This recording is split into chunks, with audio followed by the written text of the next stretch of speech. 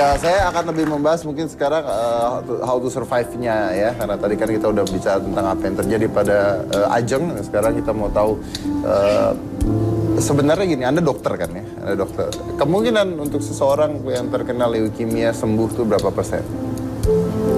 Kalau pada kita jangan bicara miracle ya, kita bicara scientific-nya ya. Kalau saya kan kankernya pada anak-anak. Ya. Kalau pada anak-anak itu yang terbesar itu kan leukemia. Kanker pada anak-anak terus yang paling besar itu leukemia. Leukemia itu ada dua, jadi ada ALL sama AML.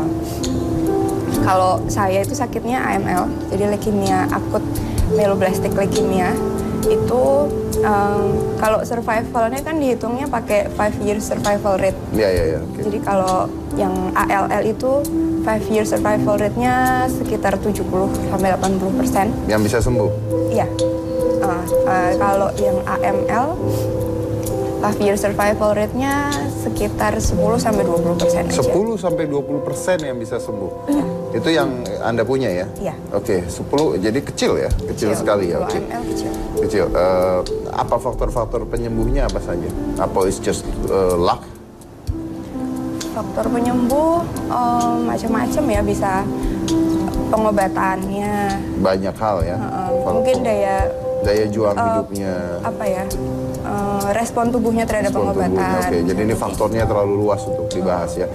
Oke, lalu Anda sendiri pada saat itu kapan Ajeng tahu kalau Ajeng kena leukemia? Umur berapa tuh? Masih umur Waktu itu. waktu deket itu juga sih. Udah dikasih tahu akhirnya? Iya, setelah mau dia bisa merespon obatnya itu loh. Jadi ketika itu dalam kondisi bagus Baru tubuhnya, dikasih tahu? iya dokter mengusulkan untuk cangkok sumsum tulang. Sempat cangkok? Iya, cangkok sumsum tulang. Ajeng sendiri pada saat tahu bahwa ini leukemia, saya yakin kamu nggak ngerti kan apa itu leukemia kan? Ada sih pelajaran. Ngerti IPA. itu kanker darah. Sebenarnya ngertinya dari TV ya. Waktu Dari itu kan TV. lagi ada TV Korea gitu ya. yang Endless Love itu loh. Oh, Jadi dia kalau siang lihat itu di Sakitnya rumah sakit. leukemia itu. Terus Terus saya pikir, oh Karena Sama sakitnya nih. rontok itu ya. Nah, terus apa yang kamu rasakan? Maksudnya kamu tahu nggak bahwa itu bisa mematikan? Tahu juga, tahu sih. Tahu. Terus kamu gimana tuh? Anak usia 5 SD dikasih penyakit yang kamu tahu bahwa itu bisa mematikan gitu kan? Kaget iya. Kayak beneran ya. beneran yang kayak yang di TV itu gitu maksudnya kan. Tapi ya udah kagetnya cuma hari itu, terus setelah itu There you are. Oke. enggak Terus? setelah itu sih optimis aja sih sebenarnya. Merasa pasti sembuh gitu. Mungkin karena dukungan juga ya. Dokternya juga luar biasa sih, memberi semangat yang Memberi semangat yang luar biasa ya. Dokternya juga memberi semangat. Terus Nggak- kamu nggak stres tuh lihat rambut rontok, Iya, stres. kurus? Sempat stres sih, stresnya rambutnya kan, panjang rambutnya dia. panjang. Sampai habis. Terus waktu sisiran, ini kok rontok ya, terus lama-lama habis gitu. Lama habis ya. Sempat sedih juga, ini nanti gimana ya kalau nggak punya rambut gitu-gitu sih. Oke. Tapi akhirnya kamu kan mencoba untuk berjuang terus dong ya? Iya. Mencoba untuk berjuang terus. Nah, apa yang yakinin kamu bahwa kamu pasti sembuh? Doa mungkin ya. Doa dan dukungan keluarga. Dukungan tuh setiap sangat malam. penting ya. Iya. Karena kalau kita nggak didukung, karena survival life itu tergantung dari lingkungan kita juga kan, mendukung kita Iya. apa tidaknya ya. Bisa juga. Oke, saya akan mengundang suami dari Ajeng yang juga seorang dokter ya. Iya. Dokter juga. Ini adalah Mas Katrin Sumekar.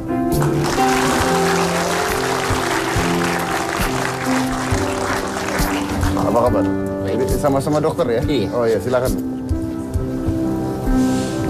Bicara tentang kedokteran, kan cancer itu memiliki sebuah kemungkinan turunan ya. Jadi apabila ibu atau ayahnya atau turunan di atasnya punya cancer, memungkinkan anaknya punya cancer dan turunan.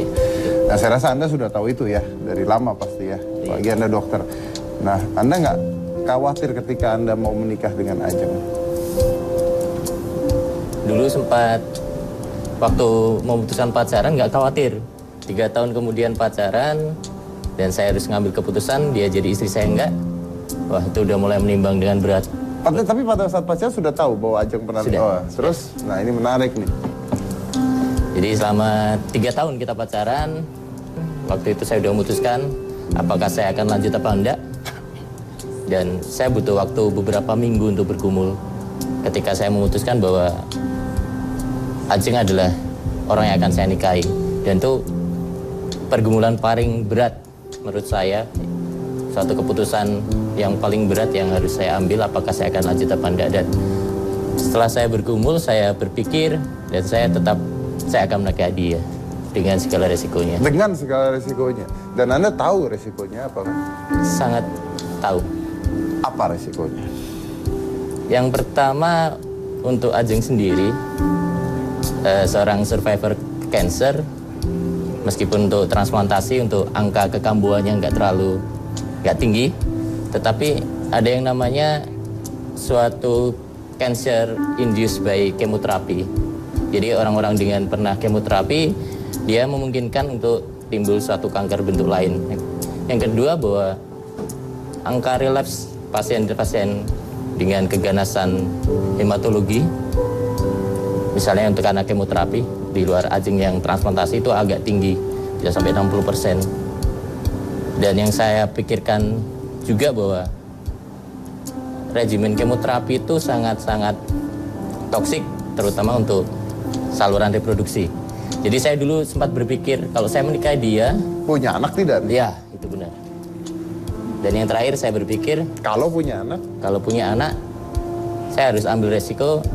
Kalau Tuhan, andai kata Tuhan izinkan anak saya untuk menderita kanker juga, saya harus siap. Berat loh itu. Iya, berat. Tapi itu keputusan. Oke, what make you decide that? Karena saya sayang dia. Dan saya sangat yakin bahwa saya sayang dia.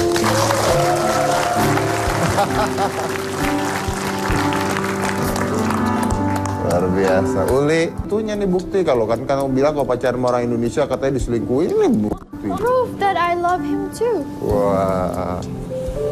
Tapi gampang Ya kan mengatakan pemirsa ya yang ada di studio juga kalau mencintai seseorang jangan karena apapun, karena benar-benar kalau kalian sayang ya karena sayang, bukan karena hartanya atau karena apapun. Karena memang sayang ya udah sayang aja. Bener nggak?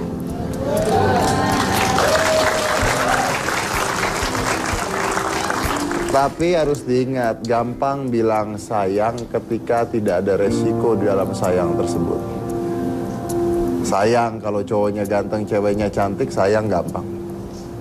Kalau ceweknya punya kanker dan memungkinkan turunannya punya kanker, sayang bisa batal loh.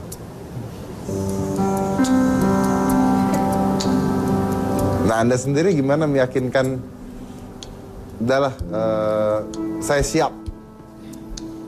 Jadi ketika saya ambil keputusan untuk menikahi dia, berarti saya harus menyiapkan segalanya. Nah, betul. Satu, Dana. saya harus bukan hanya dana sebenarnya. Saya harus tahu tentang sakitnya, resikonya. Jadi saya waktu itu berkeinginan untuk melanjutkan studi, khususnya yang mendalami tentang salah satunya kanker. Saya ambil di bagian penyakit dalam. Jadi saya harus tahu, saya bisa mengetahui dan akhirnya saya bisa mengurusi, menerapi kalau andai kata sesuatu yang terburuk terjadi. Yang kedua, dan kita nggak bisa bohong kalau penanganan kanker itu butuh dana yang besar. Jadi saya harus siap secara finansial. Jadi kalau saya seorang dokter, saya harus meningkatkan kemampuan saya, terutama untuk mengambil spesialisasi. Orang tua gimana? Awalnya saya nggak berani untuk kasih tahu, Mas Didi. Orang tua mana yang pasti akan gentar dulu kalau melihat calon menantunya yang mempunyai bibit yang seperti itu. Tapi pelan-pelan, dan saya baru berani bilang setelah saya menikah. Dan kata orang tua gimana? Dan orang tua selalu mengatakan bahwa itu keputusanmu dan kamu yang menjalani, jadi silahkan. Oke. Apakah Ajeng jadi dokter juga karena itu? Karena sakit. Iya. Kalau dari kecil sih sebenarnya memang pengen jadi dokter, tapi pengalaman sakit itu membuat keinginan itu makin besar. Jadi pengen punya keinginan lebih untuk jadi dokter. Oke, mungkin bisa untuk menolong orang lain juga ya dari pengalaman yang udah terjadi itu semua ya. Oke. Catherine, tadi Anda kan mengatakan bahwa siap menerima semuanya itu. Ajeng sendiri pada saat pacaran sama Catherine, Anda berpikir nggak, wah ini cowok kalau saya ceritain dan sebagainya bisa ninggalin saya nih? Sebenarnya dia udah tahu sebelum pacaran sih. Sebelum pacaran dia udah tahu saya ada pengalaman sakit leukemia di waktu kecil gitu.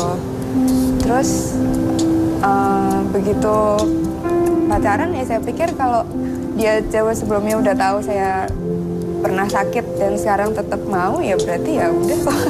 Anda nggak tahu tuh ya, berarti pada saat mau nikah, wah perjuangan batinnya luar biasa ya. Enggak sih. Nggak tahu ya. Pernah cerita juga. Tapi saya bisa ngerti bahwa ya pasti ya, namanya cowok kan ya, dia pasti ingin punya turunan, punya apa. Tapi luar biasa nih Catherine bisa mengambil semua resikonya, apapun itu terjadi. Dan yang menarik lagi bahwa Anda berdua sudah punya anak ya. Mereka berdua sudah memiliki anak sekarang, jadi bisa ternyata memiliki anak. Luar biasa, saya senang sekali melihat Anda berdua. Kita lanjut lagi nanti, jangan kemana-mana, tetap di Hitam. Mampu mengatasinya gitu, jadi jangan patah semangat, harus tetap semangat, tetap berdoa,